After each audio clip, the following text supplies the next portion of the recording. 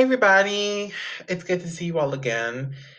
This segment is just to kind of let you guys know what is going on in this episode. So, in this episode, there is a situation.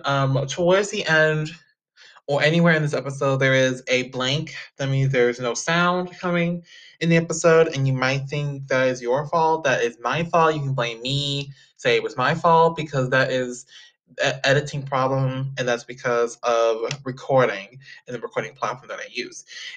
If that happens to be in the episode, if that's in it, what you need to do is to just disregard it. Don't worry about it. Consider it like an ad break. Consider it like a break. Consider it like we're taking a 5 minute break. Consider it like that. So no freaking out. No need to worry. Make sure you guys enjoy the episode. Enjoy what's in it, and y'all have a good one. And enjoy this one. Really enjoy it and have fun. And please disregard the blanks in there. Consider them breaks. Hope you guys enjoy this episode, and thank you guys for understanding and for your cooperation. Yes, thank you, Craig. Craig has been messing here all day. Hey, everybody! It's good to see you. Well, again, I've done this 3 times today, so I have been on the grind all day. But I'm here with Michael, and I'm gonna tell you guys the most ironic. He's actually friends with, um, he's actually friends with Fill the Void and the other guy. They all three like know each other. It's crazy. And I interviewed them within the same weekend, and it's crazy. So I've had the most crazy is situation that I've been in. Wow, it's definitely shocking. But anyway, it's really late at night for me. So I don't usually do interviews this late at night. So he made me worthwhile. So I'm glad to have you here, Michael. Thank you for taking the time out to do this. Oh, thank you for having me on. I'm super excited. I've never had like an official interview like this before, so it's like That is really hard to believe. I would have thought you had like 2 or 3 before me. None at all. I've stayed pretty much completely tiny up until the last like 4 months. So everything's new. Wow. Well, I'm glad I was your first, because we got a lot to talk about. Firstly, I want to highlight this. Last week, 7 days ago to be exact, you put out a new track, False Kingdom, with I Am Rage and Baby Goth. So I wanted to first of all say congrats to that, and also ask about the song, because it's a vibe. I am not lying to you. I actually listened to it about 2 hours ago because I forgot to listen to it. I was gonna listen to it yesterday, and then I forgot, and then I just kept listening to it multiple times. It's a jam. It's a jam, by the way. It's such a bop. So I want to know, what's the ins and outs of this particular song? How'd you get I'm Raging Baby Goth to be on it? I had it come together.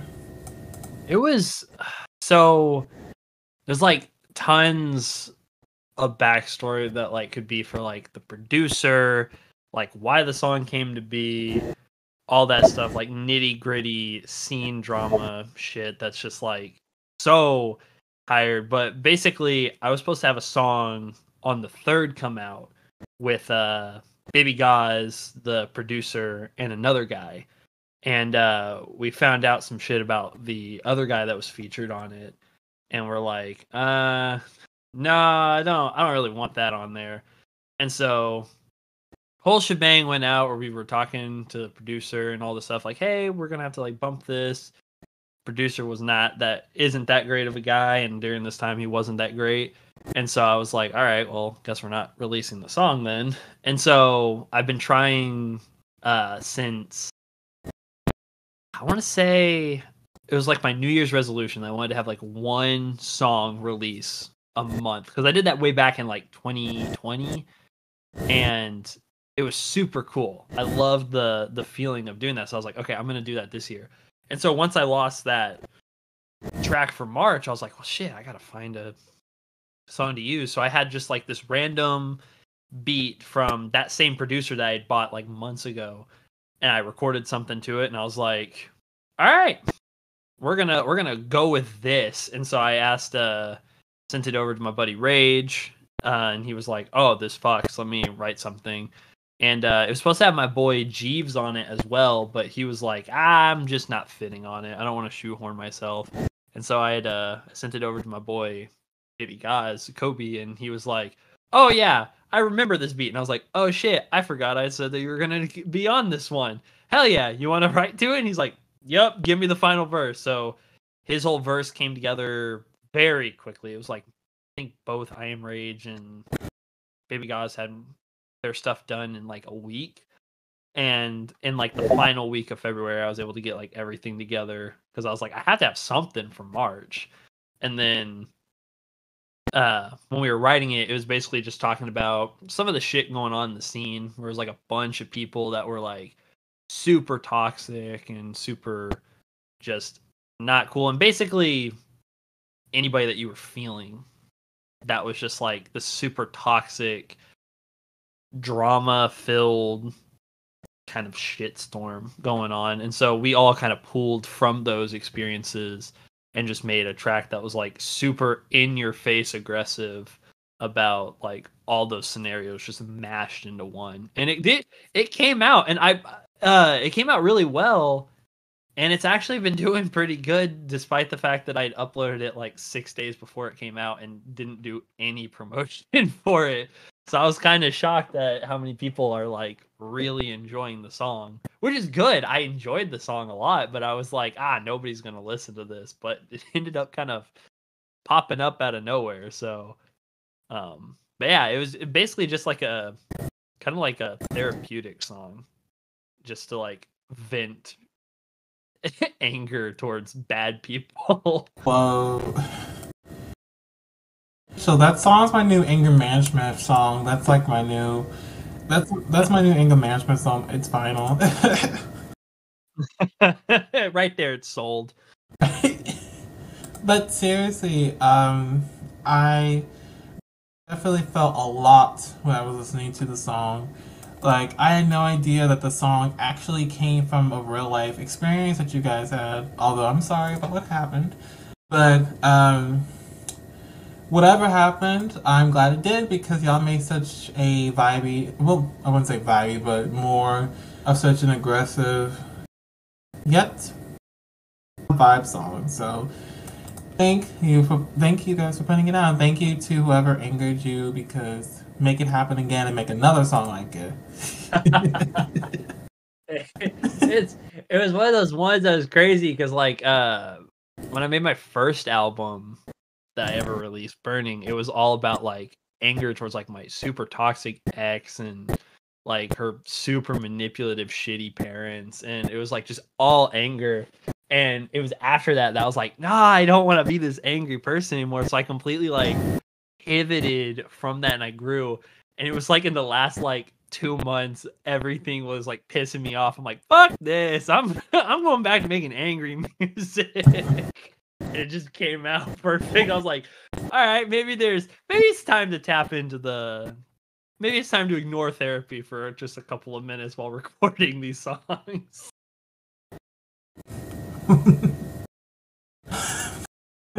I'm sorry. I'm just getting over that.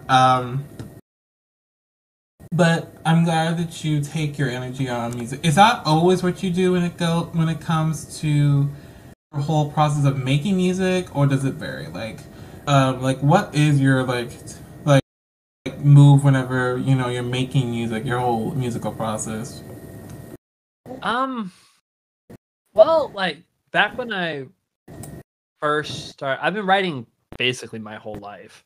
And I think when I was younger, I think I was way more talented at writing when I was younger because I could write just totally made up stories, and I'm like, oh, this sounds great. And I'm like, yeah, this is badass. But in the beginning when I started recording and like actually writing full songs, it came a lot from the emotional side. I didn't start doing therapy until end of 2019. And so the only real way that I had to filter through anything was I wrote a whole lot of like poetry, and I would write a ton of lyrics and stuff. And so like I say up till like my early stuff, but even up till now I still write from that.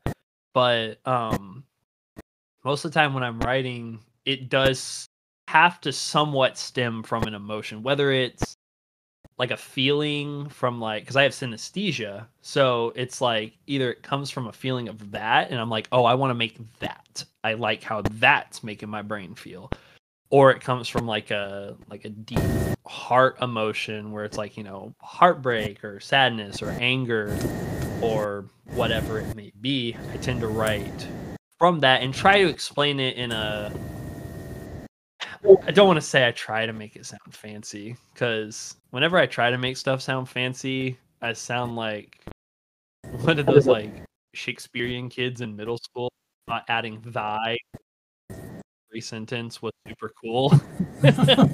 So I tend to try and make like a kind of try and build a little bit of a world or like a pocket with whatever I'm feeling on it. Like with False Kingdom, it was a lot more talking about oddly enough, the image I had in my head was kind of like a medieval kind of part where it was like heretics, where they were like preaching and talking about false shit, and it was corrupt throughout. And so that's where like my mindset went when I was writing that one.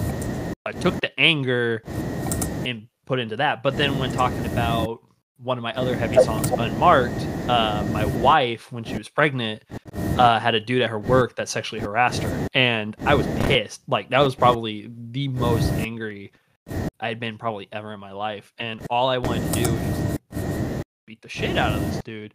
And so I sat with that for months, and then when I got the beat and I was writing to it, all that like aggression came out. So all of that like, I want to beat the fuck out of you, was on that energy. But then if you look at my song with my side project Heartbound, Feel Again, it's going back to talking about like, you know, the closest I'd been to feeling as depressed or suicidal or numb to feelings as I had when I was like 12 or 13. So it varies from song to song where it's pulled from, but it usually centers around some sort of feeling that I had when working, like that I had upon creating it, whether the song, like the instrumental, because I tend to make all my own instrumentals and everything.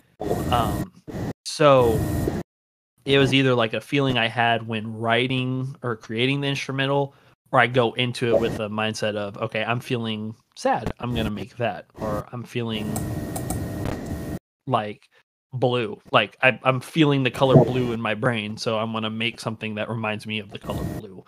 It tends to always have to come from a feeling. I can't just write something for the sake of writing it, because then it feels disingenuine, I suppose. But yeah, it's usually from a feeling. That's usually where it comes from. Oh, interesting. And I love that you pull from something really personal. And to be honest, I'm kind of a little bit scared now, because you said that was your angriest moment. I'm kind of scared now. You know, just I'm gonna make sure to never make you angry. I never want. I'm gonna make sure. I mean, as long as you don't do something god awful like that. That I didn't even know I could reach that. Apparently, that's a normal thing though, because I was talking to one of my other buddies that whose wife was pregnant and they had a kid, and I was sharing how I was like, dude, I was so angry. I've never been that angry before. And he was like, nah, he's like, my wife was pregnant and I was so angry. Like somebody would look at her wrong and I'd be like, that's it, I'm gonna beat them up. And I'm like, okay, good. So it's not like a unusual thing, it's a protective nature. And he's like, yeah, I'd like to think I'm not crazy violent like that. And I'm like, I know I'm not. So good to know it's a one and done kind of thing, unless she gets pregnant again. Right. God, what was I at? Right. But that's really cool that you take personal experiences and how you feel, you channel them into songs. It's a very good way. I know a lot of people that do that. The way you do it, it's powerful. The way that you write and feel, it's really powerful, and I really feel it when the song's out. It's like, whoa, it's like you don't want to mess with this guy. Look at his writing. Like that's how I felt. Like I was like, oh wow. I'm kind of scared to interview him now. Like I don't know how I was gonna feel when I was talking to him outside the mic. Don't worry. This isn't no YNW Melly type shit. I did it. It ain't no murder on my mind. Oh no, my friend's dead. Oh no, I killed him. It's like nah, nah. It's strictly. If you meet me in person, I'm like way more secluded. Not secluded. What the fuck is it? Like introverted ish. So like in person, like I'll just like give you like a stare, and I'll be like, "You're going in my journal tonight." Oh, good to know. Good to know, so that when I actually do see you in person someday, I won't be scared off when you actually stare. I'll be like, oh, I see what he's doing. Oh, he's just lyrically a killer. Haha. What was I gonna say? Oh,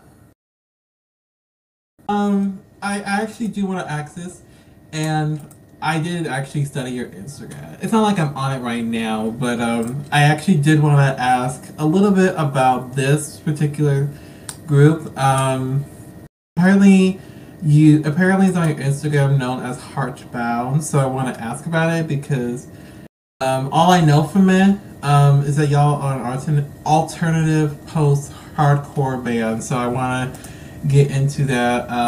What is that, and like the ins and outs of the group. So, so ever since I was younger, I grew up with like whatever. My dad was really good about like not putting a specific genre and being like, this is all we listen to. I grew up listening to like Third Eye Blind next to like Eminem and Kesha, and listening to like Slipknot next to Carly Rae Jepsen. So like I had like an extensive overview of like spectrum of music. And so when I was like 5, I was like, dude, I heard The Diary of Jane by Breaking Benjamin for the first time. And people who listen to this that are my friends or family, they're gonna be like, oh my god, here he goes. He's talking about fucking Breaking Benjamin again. But like that, when I was 5, that blew my fucking mind. I was like, oh my god, I want to do that. I want to play guitar and write gritty songs and blah blah blah. And so as I kept getting older, I kept trying to start up like a bunch of different bands and shit, and nothing ever came of it. Ever. Like I think one band, we got close to completing a song, and then it never got finished, and that was when I was like 16. So it was like I never had good luck with it, and I never thought that I personally was talented enough to do everything by myself.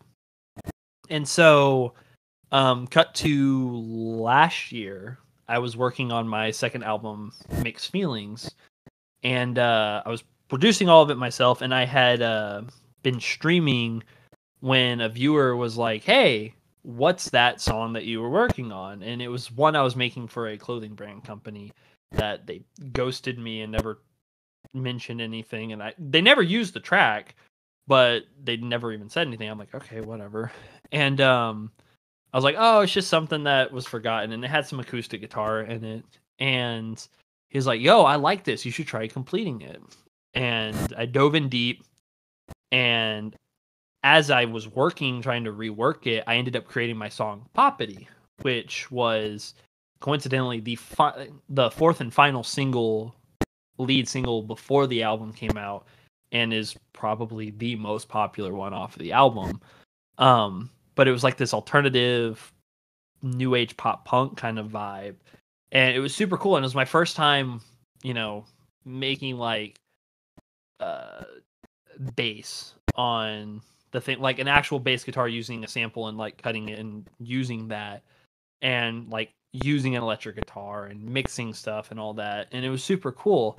And so about 2 weeks after the album had come out, and I was trying to recreate that, like catch lightning in a jar again and make another poppity, essentially, I started working on the guitar, and it ended up having the melody that's known as the Feel Again melody for Heartbound.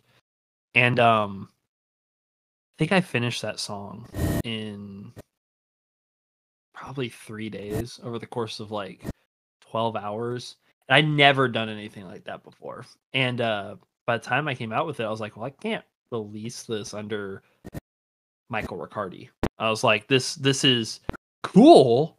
It is really good, but it doesn't fit the vibe. And I don't want to like hard pivot to just working on what I call quote unquote full band projects. And I was trying to think about it, and I was talking with Nooses, and he was mentioning, he's like, oh, you should do like a side project kind of thing. I was like, I don't know. I was like, I don't know if this is like a one and done kind of thing. And that kind of stuck in my mind. And so over the course of like the next week or two, I was trying to be like, well, what would I call it or whatever? And I was scrolling randomly through my phone, and I saw from way back in like 2018, I had just like one of two things written underneath possible band names. I have like 5 of those notes in my phone with like probably a cumulative 24 band names in there. Not all of them good, mind you, but names nonetheless. And I saw the name Heartbound, and I was like, oh my God, that's it. And so I ended up planning for it to release in December. Well, I initially was going to release it in like October, and I just couldn't get it finished. My wife and I were moving. We were having to pay for like 2 apartments at the same time for a couple months. I was working a shit ton. I never had time for music, and I was like, okay, whatever. I'll just push this on the back burner.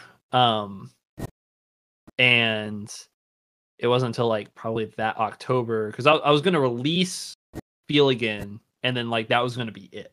Like I was like kind of done releasing music by that point. I was like, okay, I've given it about 5 years, and I'm literally not getting anywhere with it, and I have my son on the way, so I'm like, I can't do this. But stuff ended up working out, which I'll get into later on, I'm sure. But so December, I was like, okay, I'll release Feel Again as Heartbound, and I'll see what happens. And the project ended up releasing. My son came early, so I never got to do promo for it, but people still liked it.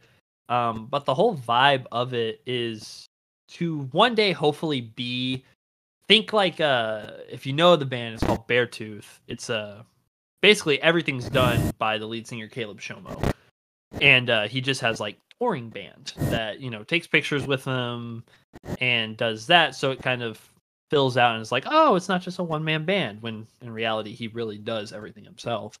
But I want Heartbound to eventually be that kind of thing, and it's supposed to be more of like the grittier emotional side that I always wanted to do when I was younger. It like I released that song, I made the song, and my inner like child just squealed.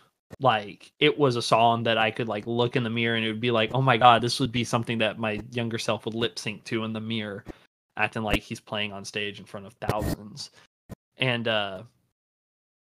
that's pretty much what the project is just a way for my inner child to be super happy. But it is above that deep foundational part, it's a project for me to kind of dive more into my poetry writing side, but combine it with music, because I don't really have the opportunity anymore to just sit down and work on poetry like I used to back when I was like 14, 15, 16. I just don't have the time for it.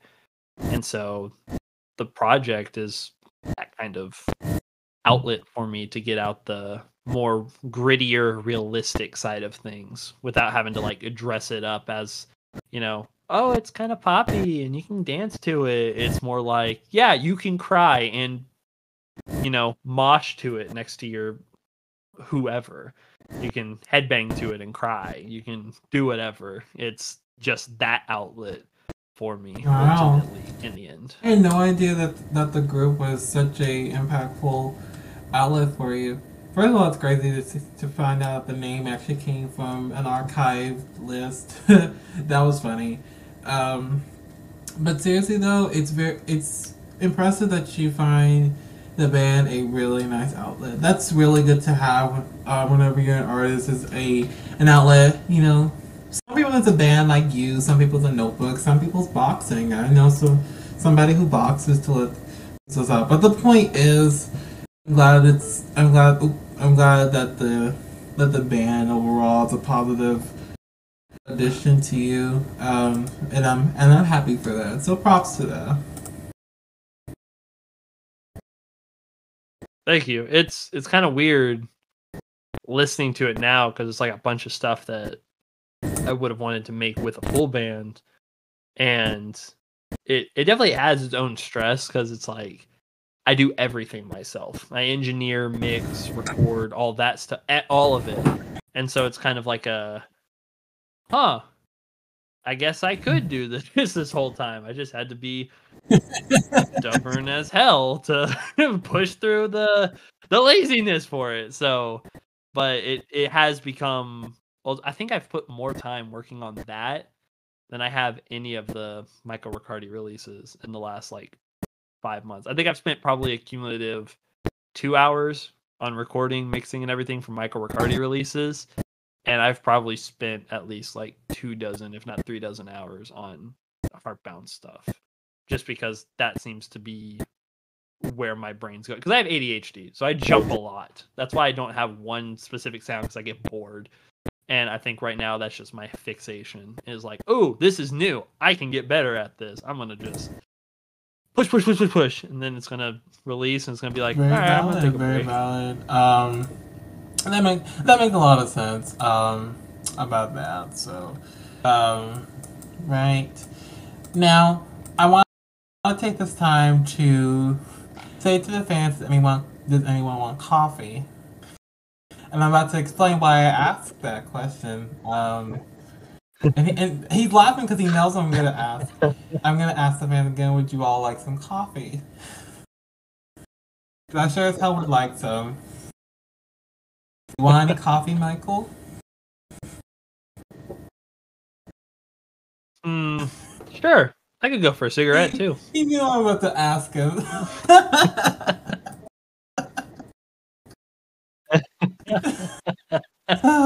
Okay, I'm sorry. I couldn't hold it in. I love jokes. I love puns. But seriously, what the hell is cigarettes and black coffee?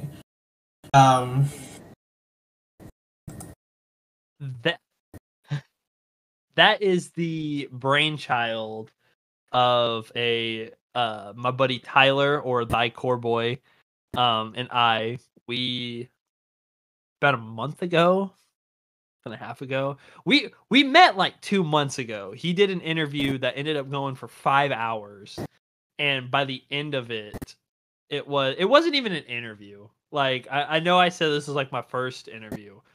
It really is because that one was almost like a recorded phone call between 2 people that had been friends for years, and we had met 2 days before that had happened, and we bonded over both growing up as scene kids and everything. And he always does. Well, he did. His PC died a couple weeks ago, so he's been having withdrawals until he can get it fixed. But he would do daily reviews on independent bands, even some bigger bands or whatever. And so we both bonded over that, and we're like, hey, you like journaling, like doing journalism. I like doing journalism. You like publications. I like publications. Why don't we make a group where we just review small artists and get to know them and blah, blah, blah, blah. And he's like, yeah, what are we going to call it? And I'm like, I don't know. And he's like, let's call it, said something. And I was like, I looked at him. I'm like, no, that doesn't work. It was like Malevolent Media or whatever. I'm like, no, that just sounds like a metal band. And I was like, we're not doing just metal bands. And if you talk to him at all, you'll know he is a chronic cigarette smoker. And I work as a barista at Starbucks. And so it was like, hey, why don't we call ourselves the Cigarettes and Black Coffee Publication? He's like, that's badass. And then he made all the accounts and he's like, it's too long, so we're just going to call ourselves Cigs and Black Coffee. But it's basically just his brainchild. So we can it's basically an excuse just to talk to bands and be like, we like your music. Can we talk with you about music? And then that's when we get in and we're like, haha, you're our friends now. Can't escape. You're trapped. We gave you love, and now you're gonna give me affection. But yeah, it's basically just a journalism outlet for now. We're hoping to do podcasts, have like a website, and do possibly like touring podcasts in the next year and a half. But for now, it's just some little journalism, sharing some thoughts and words on a screen about some little fancy music inclined people, and it's pretty fun. He's done most of it since I have a newborn and I have no free time. But we're working on a schedule so that way I can finally put, because I have 3 posts that I keep just not having the time to post, and I'm like, I need to do this.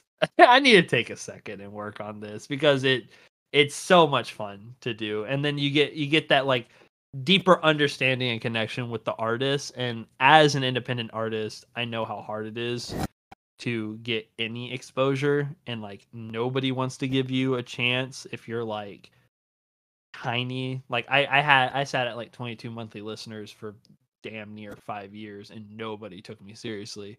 And it's one of those ones where it's there's a lot of good talent out there, especially with how accessible recording and releasing music has become, especially since 2020, because everybody all of a sudden became way better at doing that shit when I'd been doing it for 2 years before that, and they were way better at it.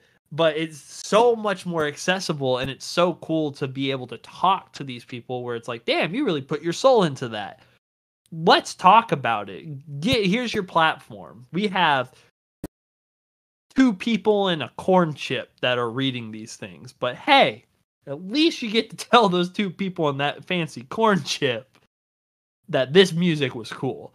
So it's a super fun, goofy thing. And 9 times out of 10, it's just Tyler yelling at me on the story that I need to call him. I would have never thought name is unorthodox, because I never would have thought to pick that. I love y'all's push though, love y'all's drive. Maybe we can do a cross podcasting someday.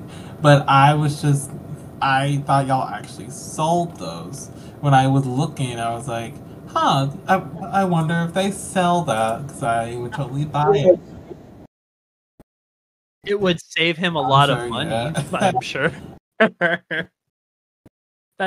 That may be down the line. He may be like, hey, we're going to release the Black Coffee cigarette. And I'm like, all right, you have fun with that. I don't... sure, why not? I'm not growing the tobacco, so good luck, homie. Godspeed. Oh my god. I'm sorry. I need to get my head back in the game. But props to that, actually. That actually looks really good. Y'all interviewing. So y'all are doing basically a similar thing of mine. So I have competition now. I see. Okay, I'm gonna watch out for y'all. I see. got those killer lyrics and the competitive market, just getting hit with double Said whammies. double right? whammies. Oh my god, man. Oh my god. I don't even know what to say right now. I'm going to reset because I just. Oh my lord, I just need to take a breather. Another thing that I wanted to point out was another song that you have out that for some reason you felt was really important to you because you put it in your bio. Let's talk with Lay. Would you like to lay with me while we talk? Get it? Um, because that's the name of the song, which is called Lay, which features Joey Mortal. So I want to talk a little bit about that song. So I'm curious to know, again, how did the song come? What got you to work with Joey, and all about that song. That song, I'd been eyeballing the beat since like October, and I loved it. I would go to like YouTube and write to it, all that stuff, and I'm like, nah, there's no way I can like have this. I was like, I'm broke as fuck. There's no way. And it's from the same problematic producer, but it was like the producer at the time, he was like, oh hey, it's $10, and I'm like, fuck yeah, I'm gonna take that. That's mine now. You're coming home with me. And it did. And I was working on it, and I was like, man, I just don't want to work on the song alone, because Hashira had hopped on Unmarked, and that was my first time having a collab that someone asked me to. That track was wild. That's a story in and of itself. But somebody asked me to be on it, and I'm like, fuck yeah, please, I'd love to. And so with this one, I was like, hey, I have a feature, or I have a slot open. Would somebody want to work on it with me? And Joey, who I had just found out about from a cypher that him and Nooses had done with a few other guys, who I also became friends with, he was like, hey, I'd love to take a stab at it. And Joey was like super small and everything, like my same size. I'm like, fuck yeah, bro, we're gonna join together and drop something to our 5 family members listening. And he recorded his verse, and I loved it. I was like, this is so damn hard. This is so good. And I didn't want to take it in the same vein as Unmarked, because Unmarked was like an angry song. And this one is still sort of, but not entirely. It's more like the right amount of anger for a song like that.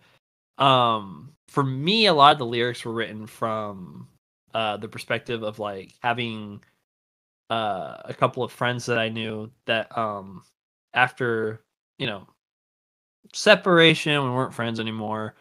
For whatever reason, even though it ended fine, like the friendship just kind of split apart, we grew apart. It was like a bunch of bullshit was being spread about me, and I'm like, that's not cool. And so a lot of the lyrics tackle a lot of that.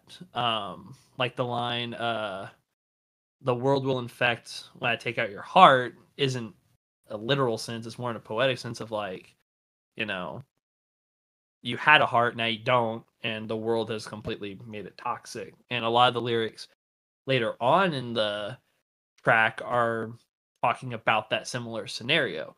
Joey, like, I'm on the record here. Joey, if you listen to this, I'm gonna set it straight. I think I got bodied on my own track. Like, Joey came in with nothing but fire ass lyricism and similes and metaphors and all that shit. And I'm like, damn, I have to perform this by myself when he has the best part. I'm like, no fucking way. But he came in, he did his thing, really killed it. The coolest part was that we had a back and forth in the second verse where we kind of, it was like me, him, and then it cut into his verse. And that was the coolest shit I've ever done with somebody. And it was cool to play off of both of our strengths because he has just this like super grimy, like super just hard hitting lyric style with like this voice that's like rough with like somehow flows really cleanly, and it was super cool. I can't picture anybody else being on that track besides Joey, and it's wild that he said yes because that dude had way more talent on his small parts than the entirety of mine. I'm like, damn, bro, I should have just given you the fucking beat because he killed it. So, and it's a coincidence. It's been a weird song because it kind of blew up. Also, like it kind of popped out of nowhere, and it was like, wow, damn, that's weird. Why is it? That's wild because I've never had a song that in the first week of release it hit over 1,000 streams, and I was like, wow, okay, what a way to start the year. And I think it's almost to 2,000 now, and so it's a special song because it was just it was like the song that I would turn on my playlist, and I was like, man, I want to make something like that. It was that exact kind of song, but I made it. So, and I am not ashamed to say I listen to that song almost daily. I like that song. I listen to it a lot. My dad likes it. He listens to it a lot too. I'll regularly get a text from him. He's like, this song is awesome. And so, but that also led me and Joey to become really good friends because we worked really well. And we've got a sneak peek. We've got a few things that we're in the works right now that we're working on. But yeah, it's super cool. Like that song, I feel like that song opened a lot of doors for me in the last couple of months that I don't even think Unmarked would have been able to open for me. Unmarked kind of left the door a little ajar. Lay just fucking blew it to shatters and was like, "Here's Johnny." Oh. So, well, props to it. To be truthful, I listened to it once because I was on a music jam for like 30 minutes, but I'm gonna listen to it again because it sounds really fun. So I'm gonna put it on my work playlist because I gotta go back to work tomorrow. But I'm gonna put it on my work playlist.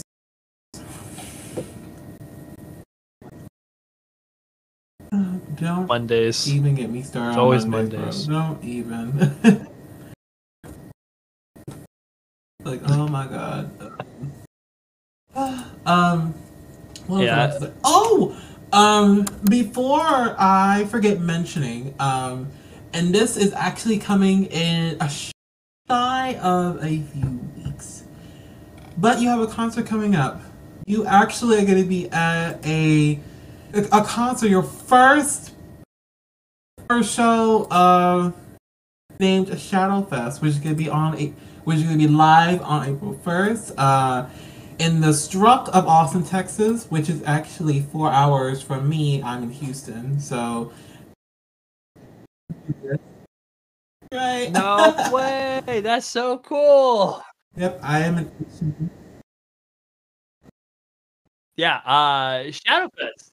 It's wild. I say it's my first. I'm gonna say it's my first real concert that I'm performing at. I played one last year during South by Southwest. Oh my god, I've talked about it before, but let's just say I almost got scammed out of the money I put to play at the show. I almost got shot like 7 times, and it was awful. I was like in the middle of a gang war too, and I'm like, what the fuck is happening here? So I just kind of soft rebooted my show career, and I'm like, okay, this is the first one. But yeah, it's in Austin. It's not super fucking far drive because Austin, as a fellow Texan, yes, you know that fucking our cities are huge. They're fucking massive. And so I don't have to drive to another fucking state on the other side of Austin. It's more over on this side of Austin. So I'm like, woo! But I'm super excited. It's going to be cool. I get 20 minutes to perform, which is absolutely insane. My name's on a flyer. My buddies Shitani, Hashira, and Who's Dead Wizard are coming in from their respective hometowns. Shitani and Hashira, I think, are taking a train from Michigan. So I'm like, damn, dedication. But they're driving in, and we're all gonna perform. We're all gonna hang out and meet for the first time. So I'm super stoked. I'm super nervous to perform a lot of the songs because I've never done screams live. So it's gonna be really interesting to see if my voice holds up. I'm taking a shot of shot of tequila before everything. So hopefully it warms everything up. And if it's bad, I won't notice. But I'm super pumped for it. It's gonna be wild. And that's not even the coolest show that I'm playing this year, but I can't talk about the second one yet. But yeah, I'm super pumped. The Shadowfest is gonna be so dope, and I get to meet a lot of the local people around, which I didn't even know. Nice. Major props to you. I am so excited. I wish I could go. I really wish to. Unfortunately, they put a giant ass event on the same day as it.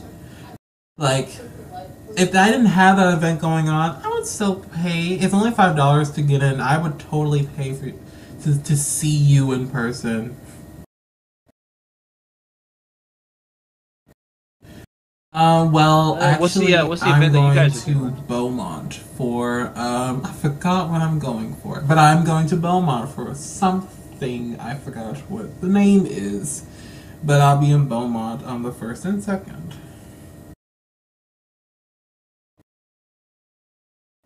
That's gonna be kind of cool. Get to love be a going little out. tourist for a little bit. And hopefully, once I get, like, more money coming in, I want to do it, like, for real. I want to see my guests in person. A lot of them has begged for me to, like, go and do, like, a whole tour and see them all. So that's really, really exciting. That's like my dream come true if I can do that.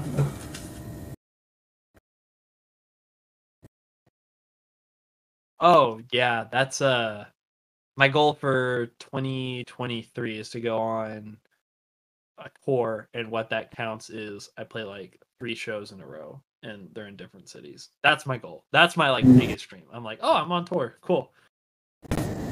Bucket list. So, and it's same thing, same kind of boat. It's like, God, just save up that fucking money. But this economy, shit. I ain't got nothing. Well, I just wanted to point that out because that's like a huge accomplishment for you. So I'm really, really, really excited for you. And I can't believe you're only 4 hours away from me. That's good to know.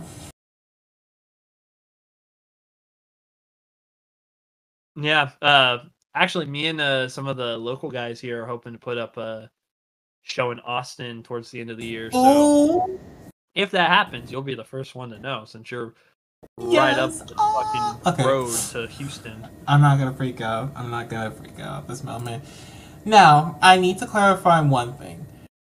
Do you actually have pink hair?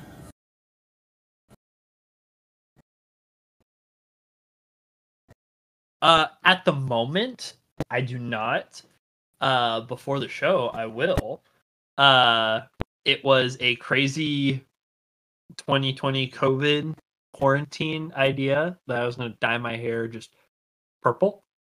I don't know why. I was just like, fuck yeah, purple. I'm going to look at that. I looked like everybody calls him the trash can. I can never remember his fucking name, but he's like the creepy dude from Tokyo Ghoul. And my sister was like, ew, you look like him. And I'm like, yeah, right. Well, fuck you. Thanks. But purple didn't stay in my hair, so it kind of turned to like a kind of coppery pink color. I was like, wow, that's kind of cool. I want to dye my hair pink. So I dyed my hair pink.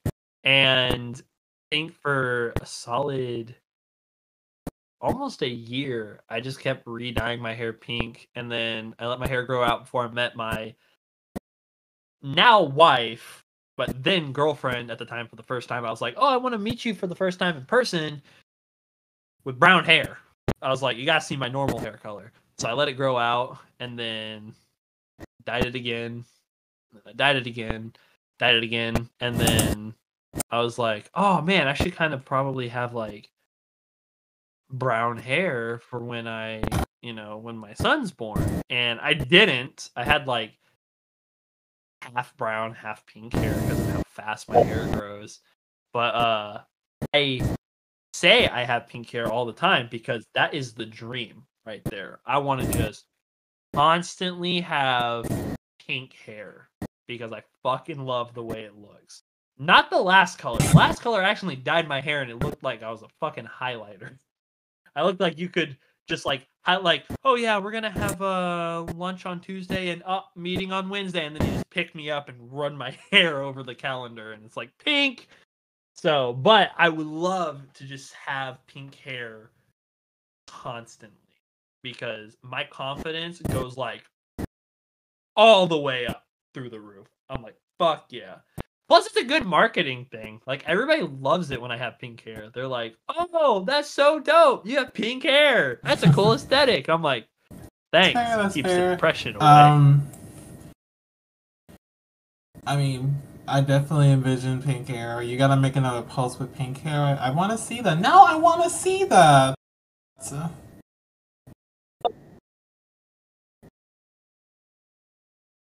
No, don't worry. I'm going to have a video out announcing a new song with as well as another show announcement like for the same show hopefully in the next like week or two, and it's going to have pink hair. So you don't have to wait for long. Nobody has to wait for long anymore because I'm going to go buy a box of pink hair dye from Splat. If anybody wants to know what color I use Splat Ombre.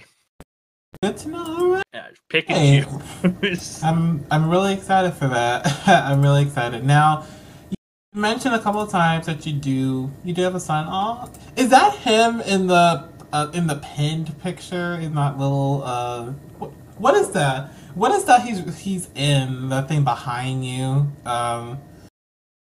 What? Yeah, it's the post from March 7th. The bouncer? He is literally just rocking back and forth in that little... What is that?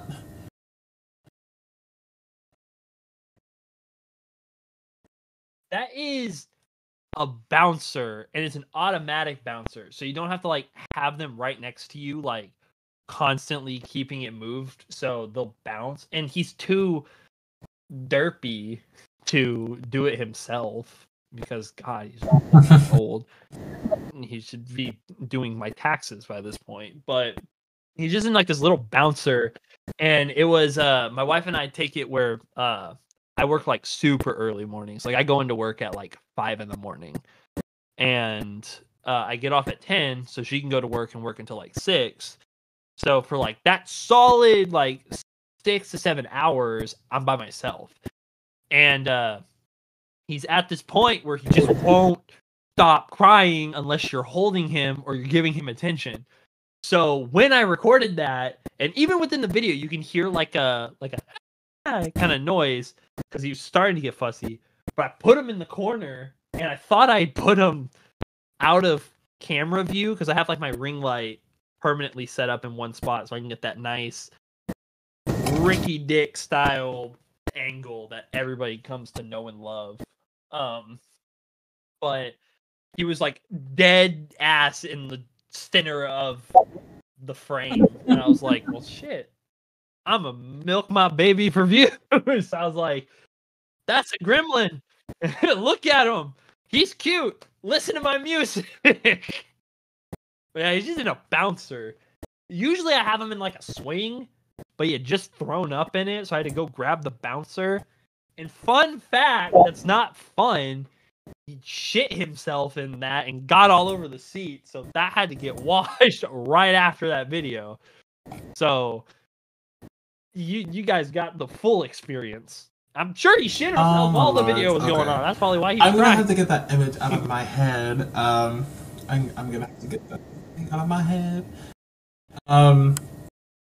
But the reason why I wanted to point that out is because it leads me to my next question, which is probably the most important. I need to ask, how is it like to first of all to work as a barista at Starbucks, which if I'm ever in Starbucks in Austin when I'm over there, please tell me which one so I can get a free coffee. Number two, um, um, you are a father. That little guy, he is cute. How do you manage to handle all of that and have a music career? I want to know what's your strategy.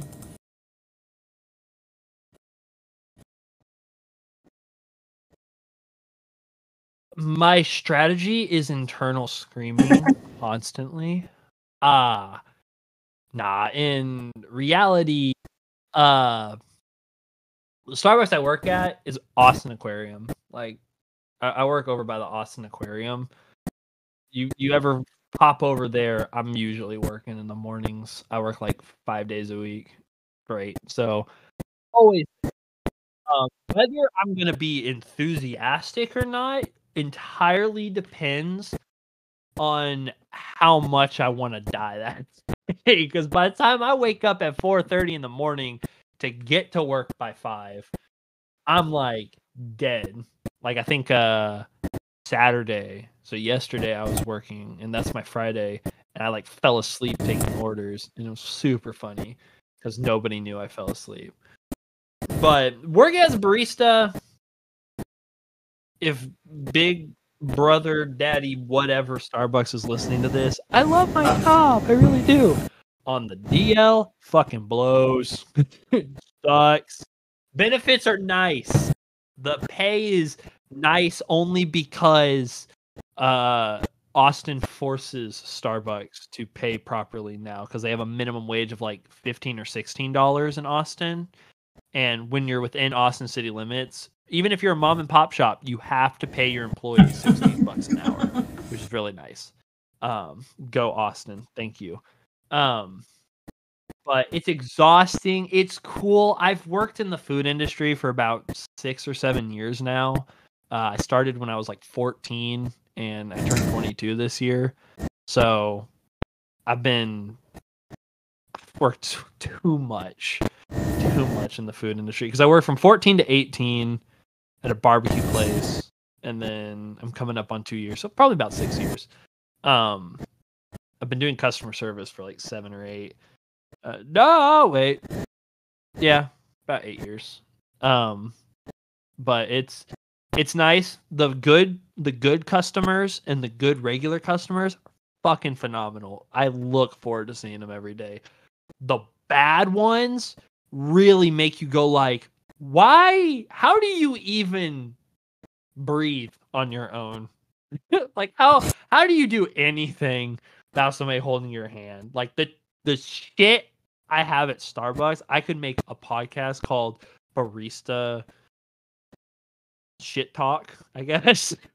And I could just like share, like you have the people that are like, I want 5 cubes of ice, and just by shaking their cup, they're like, there are 7 cubes in here. And it's like, you drive a beat up car with a hole in the side. How the fuck can you tell that there's 7 cubes of ice? I don't even know how many cubes of ice are in there.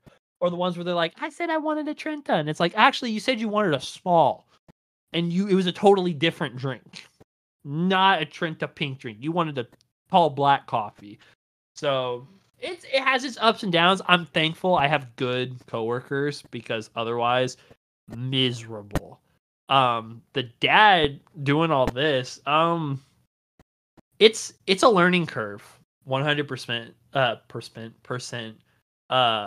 I have ADHD, which makes it hard to stay focused on tasks, and I get like hyperfixations and stuff. But I'm also sort of on the spectrum, and actually right now my therapist and I are trying to figure out how much I am. And so having less me time and like so much noise all the time, total learning curve for that. But nothing has ever made me feel more fulfilled than having my son. He makes it a joy to wake up in the morning. Not when he screams, no, but like I wake up in the morning for work and I'm like, I don't want to go in today. I hate my job. I don't want to blah blah blah. And I look over and I see him and I'm like, nah, this is all for him. and it makes it entirely change. I look forward to waking up and giving him a kiss on the forehead and heading out, or waking up and saying hi and having him smile at me before I leave in the morning, or hold him and carry him around. The music part, that one is a lot different than I thought it would be, because I thought I could just I thought he would sleep a lot more than he does right now. Because right now he's in the phase of his brain is learning so much, and he's learning about everything around him, and he just wants to absorb knowledge, that he doesn't want to go to sleep because he doesn't want to miss anything. So it's like, shit, I need you to go to sleep. And he's like, I'm going to scream instead. And it's like the trade deal. It's like, you offer me a bed, I offer you screaming. That's what it is. And so the music is like a 50-50, because I also have a puppy. I have an almost 8-month-old puppy. And he's huge. He's like 70 pounds, and we didn't know he was going to be 70 pounds. And he's so attached to me. So between both of them, it's hard to get time, because he's the puppy's part husky. So if he's not around you and he's upset, he'll just go. It's like, well, damn it, I can't record because you're howling. Get over here and get in the mic so I can sample you. So usually it's during the day I'm working on either beats or napping, one of the two. And so at night is usually around the time that I'll work on it when my wife's here, and I'll take 30 to 45 minutes every night to work on something. Which helps with the balance, and it helps me not to spend 5 hours working on music, when usually I can do that a couple days in a row before I start hitting where I'm just stumped and I'm not able to do anything. I can usually hit about an hour or two of good making, and then the rest is just me burned out, unable to do it, but I don't want to stop because I'm stubborn. So the balance is just get to that nice sweet spot. And because a lot of it, I also now I have the side project, and then I have I'm working on something super cool. It is an album for June. Not a well, I guess it is a brand new album, sort of.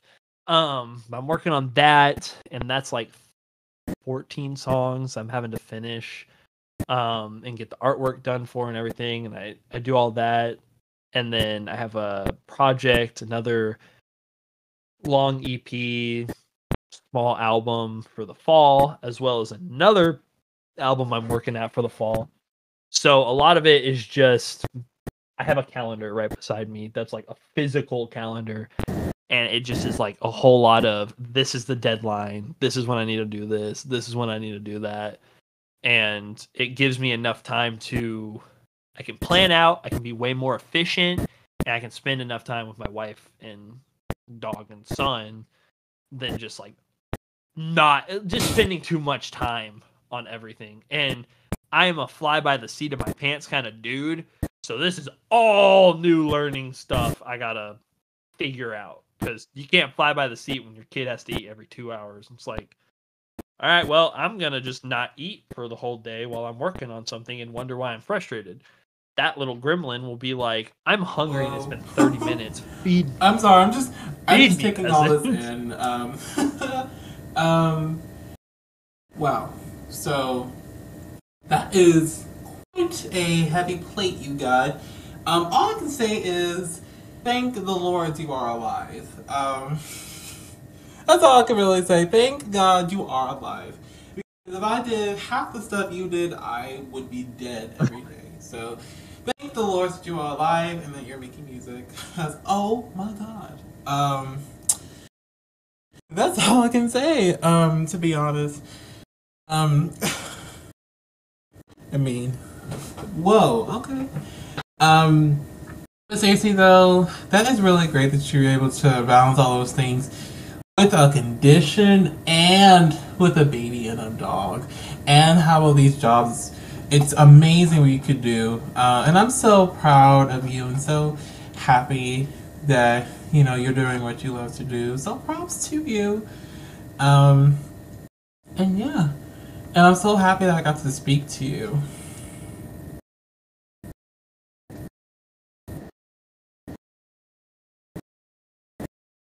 Me too. I'm happy. I'm always happy to like overshare about everything in regards to like my life and music with somebody. So it's like it's always just like super fun to come out and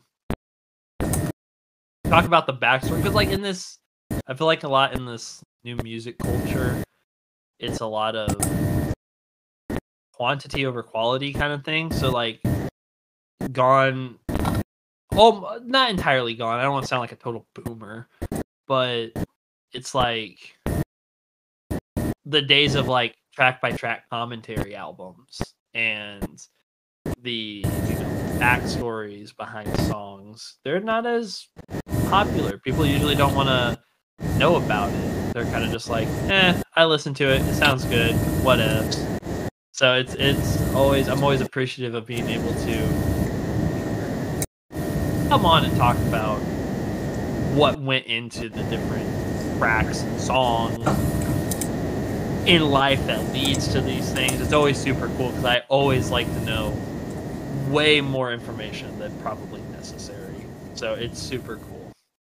So thank you for having me on. I appreciate you reaching out. It's like super Absolutely. cool to it was such a joy to talk to you, way. and it was actually fun. You are a great conversationalist. I can see why y'all have a thing together, and wow, Nix has actually recommended you.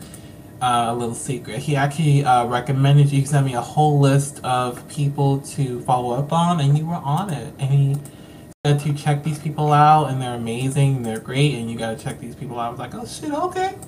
Let's see what they're about. And apparently he was right. He was spot on. So I think.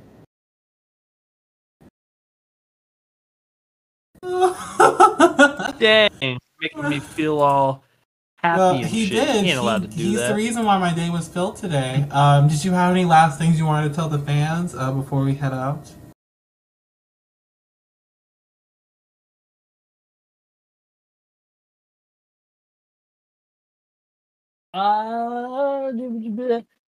Go stream False Kingdom. Keep an eye out for the 31st. My song with Not Lil to the Top releases.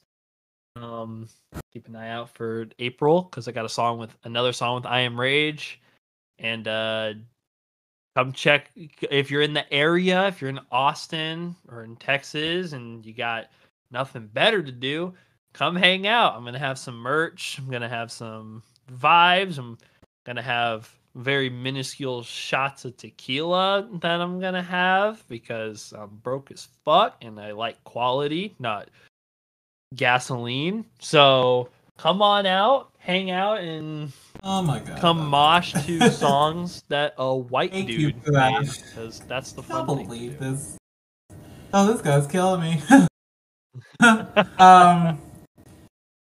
You guys can find Michael Ricciardi everywhere on social media. You can check him out also by the links provided down below for your convenience, because I know some of y'all and I know some of you guys don't feel like clicking. I'm one of those people.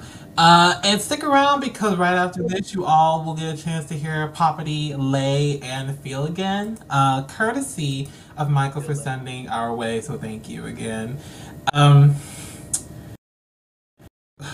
My phone keep buzzing. Stop it.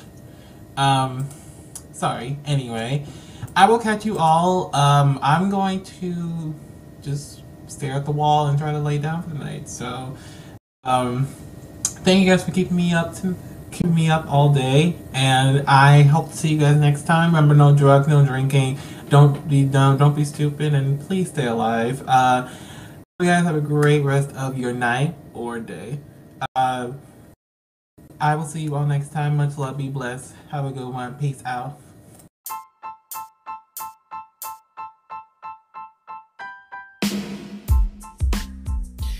Hello, everybody. Thank you guys so much for joining us tonight as we dove into a wonderful podcast episode. Now, in this following segment, you will get a chance to hear this artist's showcase because every artist that comes on the show requires to do a showcase. So, buckle up, get some popcorn, and enjoy the showcase. I hope you guys love it, and check out the artist when you get a chance to. Hope you guys love it. Enjoy.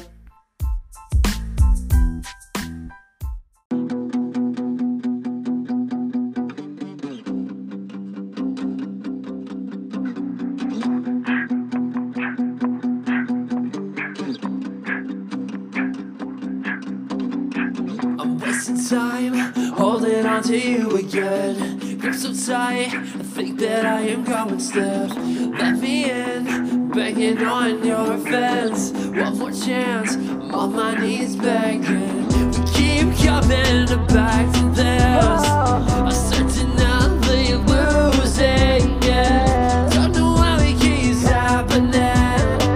You've got a tightrope that I'm walking.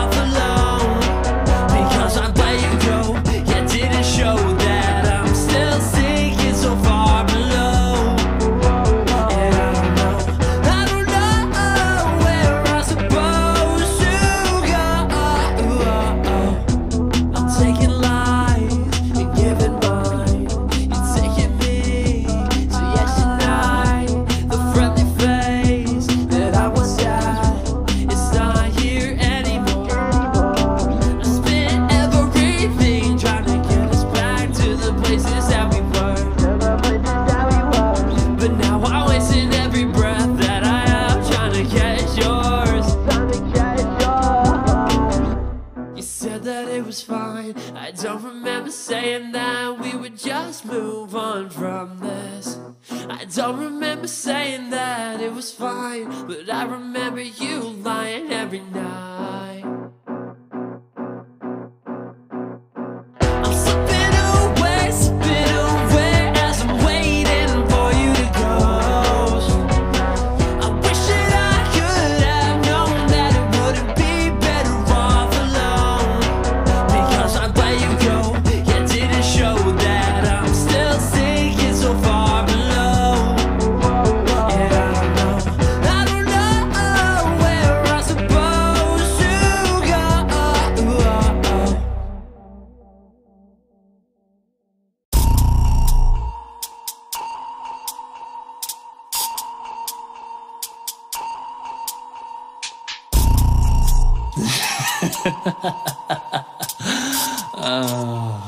Shouts out Mama Johnson. Fuck!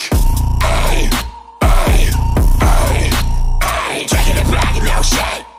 Later, yeah, we no chance. Ay, no talking, nothing to say.